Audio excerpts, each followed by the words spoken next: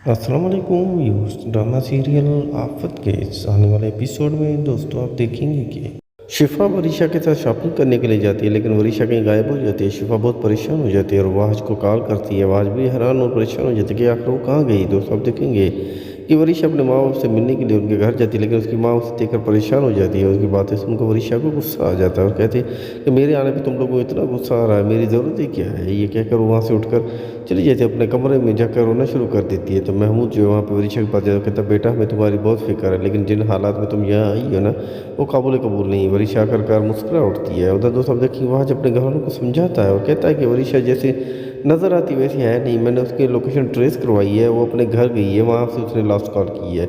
लेकिन उस समय उसका बाप मुख्तार उसको कहता है अगर तुम्हारे दिल में उसके लिए जो है नरमी नहीं आ सकती तो किसी और के जहनों में जहर ना घोलो। अपने बाप की ये बातें सुनकर वह गुस्से में वहाँ से चला जाता है। वरीशा जब वापस आती है तो दौड़ती सीधे दादू के कमरे में आती है और कहती है कि दादू मुझे ऐसा लगता है बड़ी अम्मा मुझे घर से निकाल देंगी। दोस्तों आप देखेंगे वहाँ की माँ ये सारी बातें वहाँ पे सुन रही होती है, लेकिन वो वहाँ से चली जाती है। लेकिन उस समय जो है वो दादू कहती है कि बेटा तुम्हें कोई भी घर से नहीं निकाल सकता, इस घर की मालकिन मैं हूँ। और फिर वरीशा उसके सर में गोद में सर रख कर मुस्कुराती है। दोस्तों आप देखेंगे कि उधर वहाज की माँ वहाज को समझाती है कि गुस्सा थूक दो और नरमी से पेश आओ।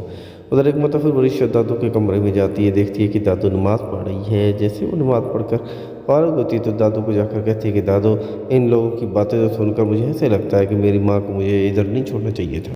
तो दोस्तों ये सारा कुछ जानने के लिए देखना ना भूलिएगा ड्रामा सीरियल आफत सिर्फ जियो टी पर। शुक्रिया मेरे दोस्तों, अल्लाह हाफिज़।